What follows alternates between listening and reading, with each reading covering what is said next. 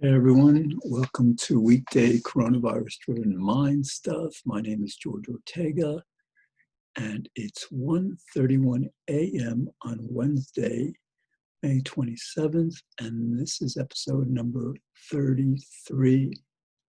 And I'm recording this at 1:32 in the morning because I got busy with other things. I forgot to do the show, actually,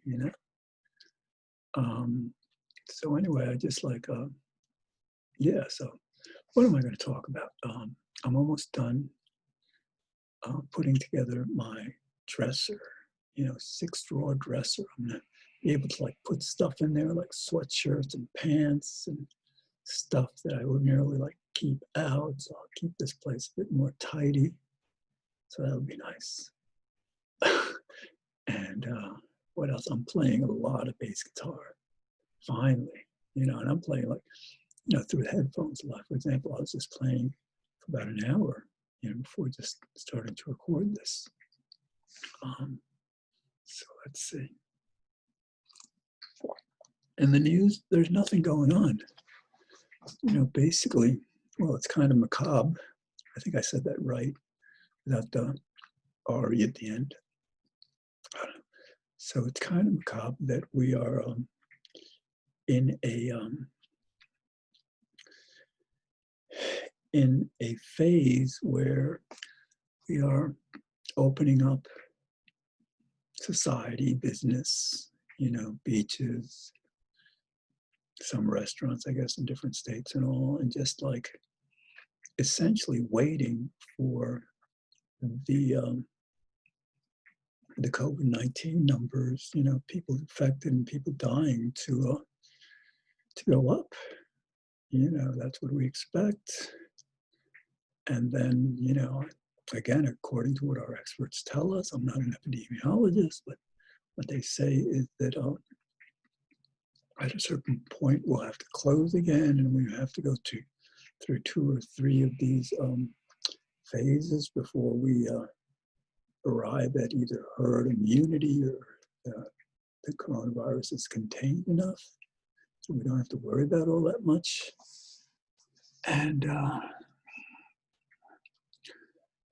so, yeah, I'm, for a while I've been very cautious. I tell you that I walk 10, 15 feet away from people. I'm constantly walking into the street, because there's few parts. Every day is like Sunday. So it's safer walking into the street, sometimes around parked cars. But again, there's hardly any cars on the street. And just to stay as safe as possible. Testing 1, 2. I don't know why this mic, all right, I guess it's all right. Hold on. Testing 1. All right, I hope this is I turned the volume on the mic up a lot because ordinarily it's set to adjust the volume automatically. But since it's 1:35 in the morning and I got to talk softly so as to not disturb my neighbors, I am hoping that testing 1, 2. I don't understand. I don't see the green. This is it. I hope it works. I'm going to tell you.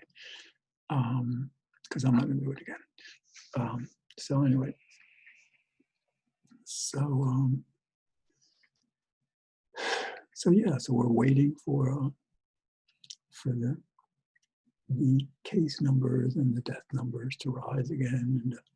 And I guess my biggest fear right now is that Trump will not allow the elections to take place in November, because he's capable of doing that. And I don't trust the Democrats. I think the Democrats are much better than the Republicans, but they're pretty much, bought by corporations, by people with money, who may believe that Trump being president is better than Biden. I mean, not for the future, certainly not for our kids and grandkids and great-grandkids, but these people don't care about that.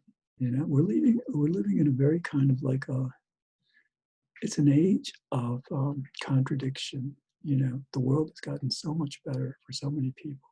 poverty is down. People are living longer, healthier, hopefully happier.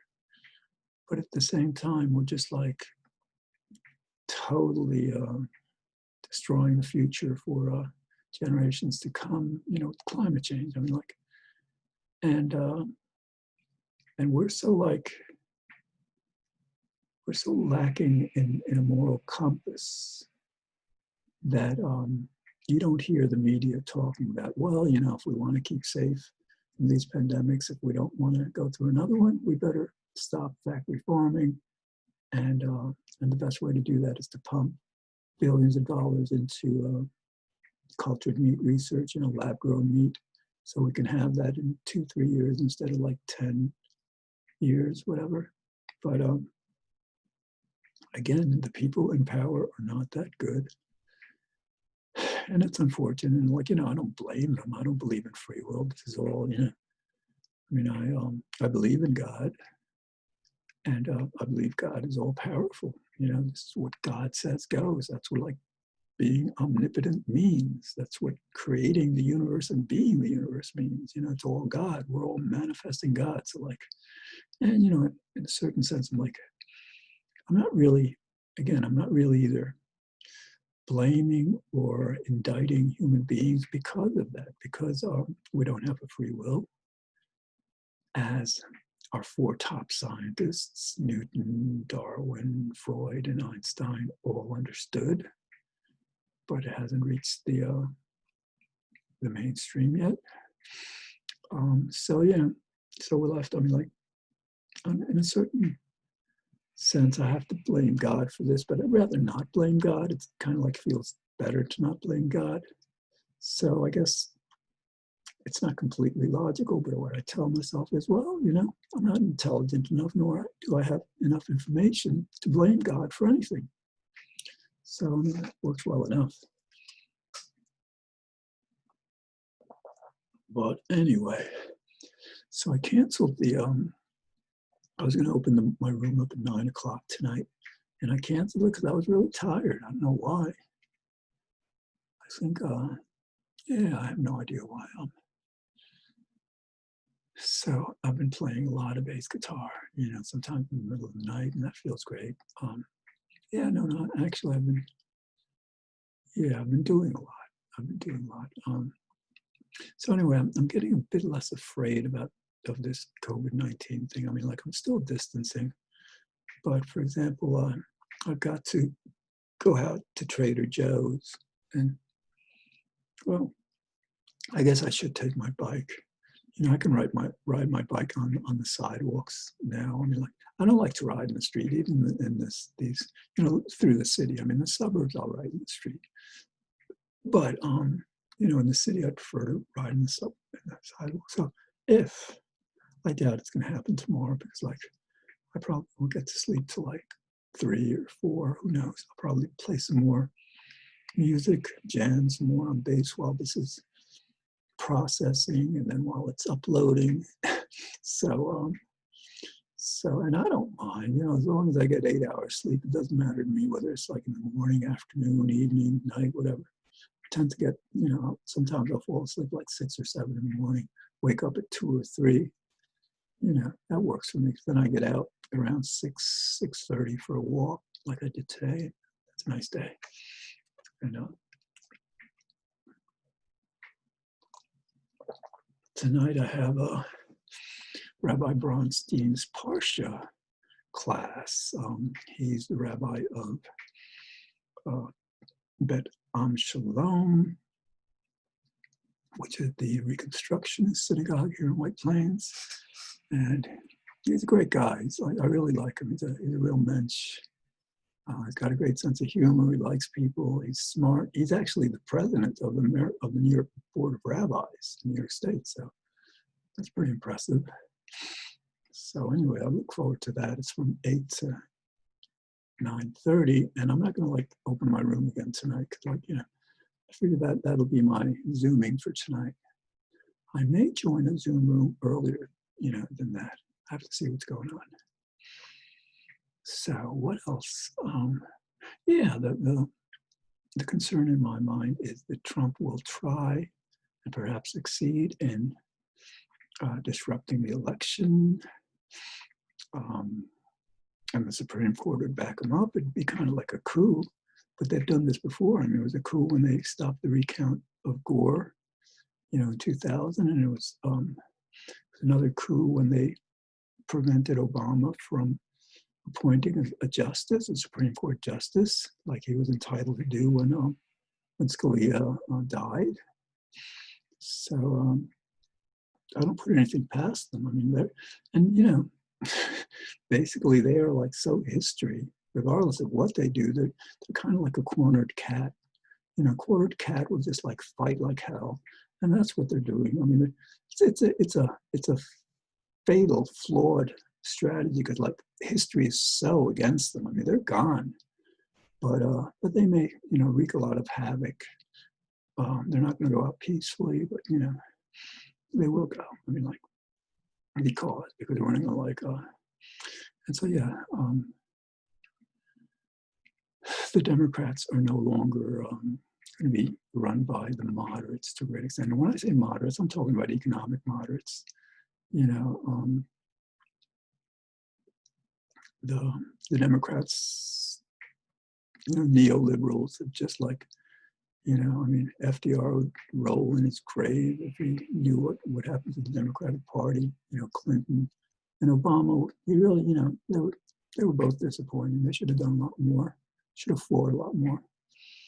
But anyway, and so like, yeah, I don't like to worry about stuff, right? So like, I'm going to take the attitude, well, hey, it's not in my control. I mean, it's not in anybody's control. Like, what's going to happen? It's going to happen. It doesn't help to worry. So I'm going to kind of like believe that everything happens for the best. And if Trump does get away with, let's say, postponing the election, not having it, or not, I mean, the guy's out of his fucking. The guy's. I didn't say that, right? Like I was about to say something. Kind of like I'm trying to like cut out those expletives, Cause like I had to, a few episodes ago, I had to cut a that word out that I said, and I don't want to have to do that because it's 1:44 in the morning. So anyway, he's out of his mind. And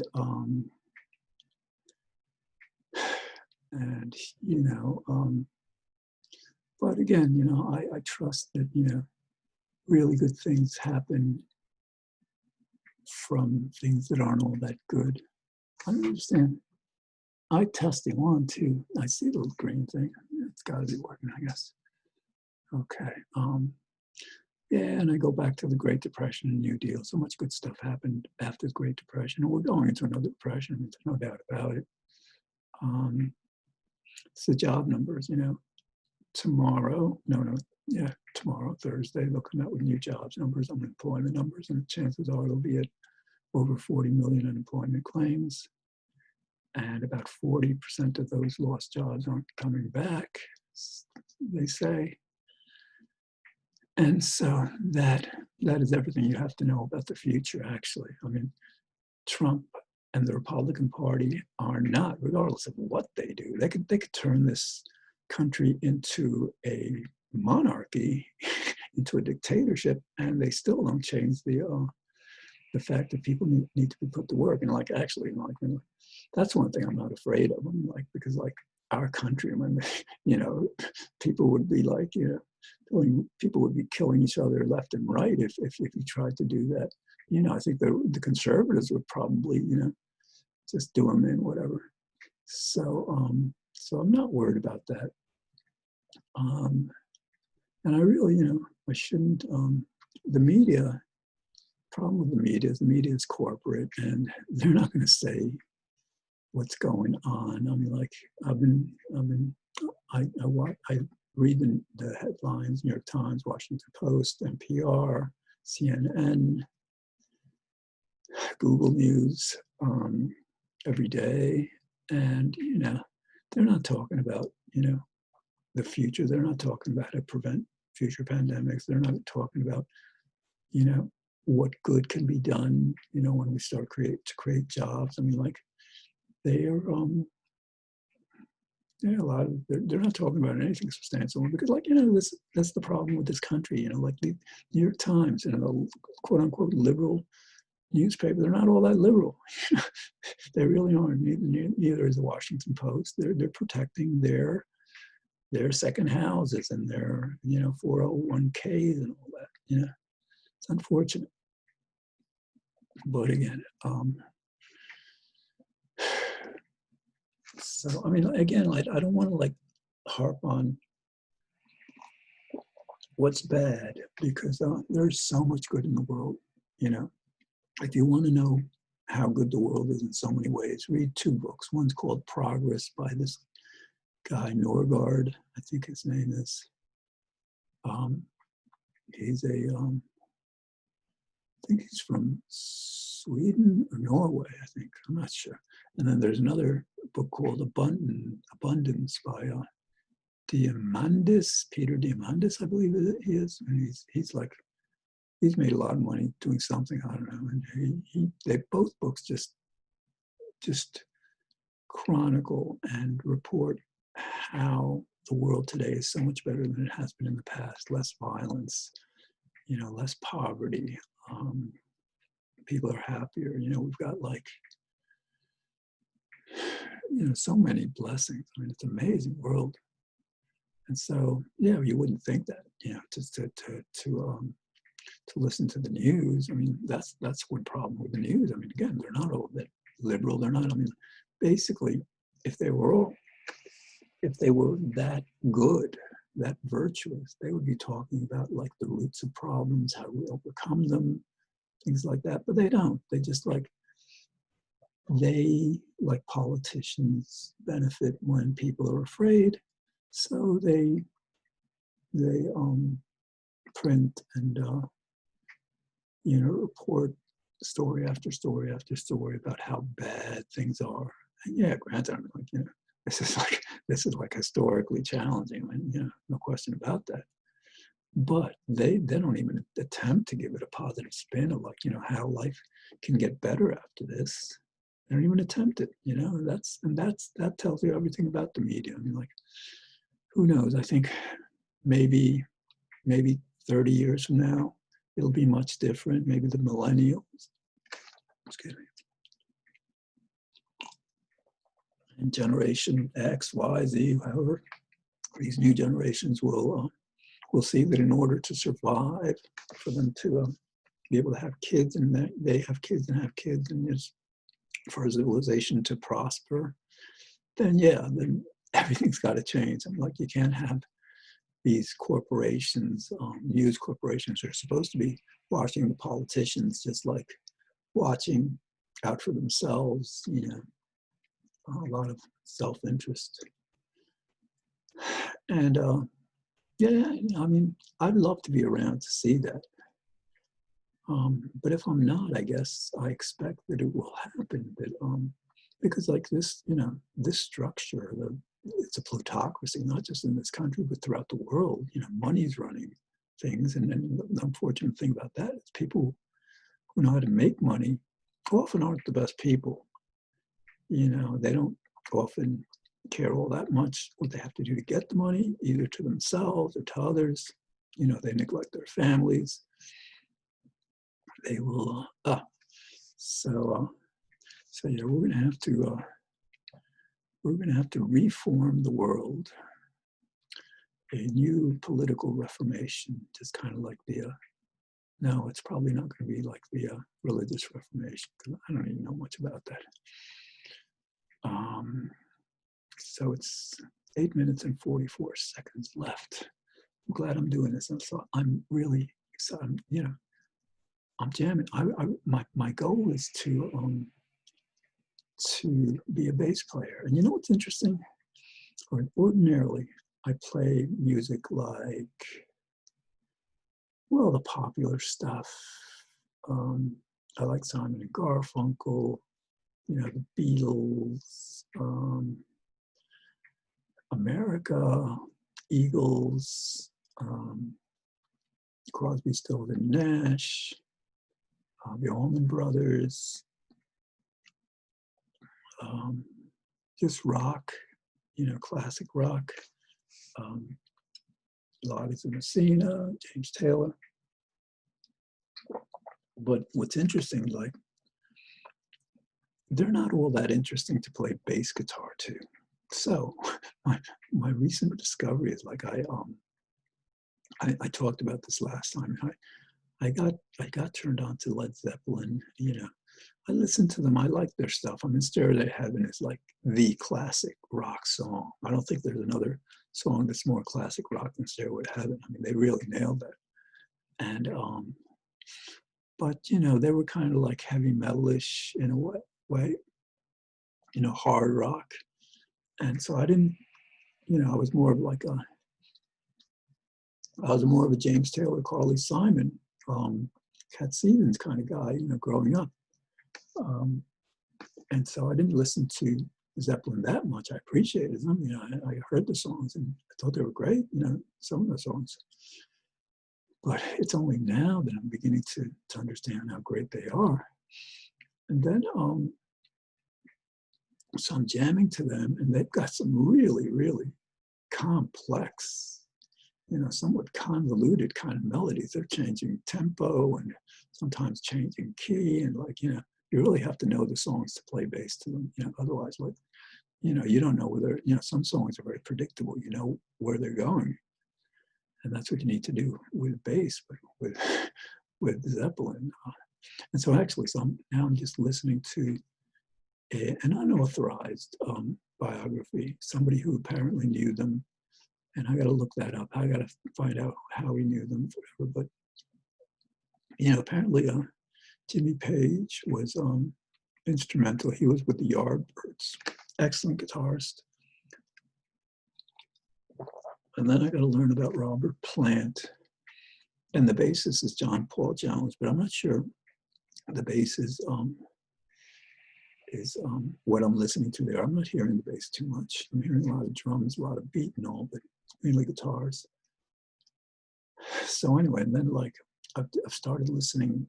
I've been jamming to Black Sabbath, which is again, it's like growing up, I mean, I've got to research them because I'm very religious, and they had kind of a reputation, I don't know if it's deserved or not, for being perhaps satanic.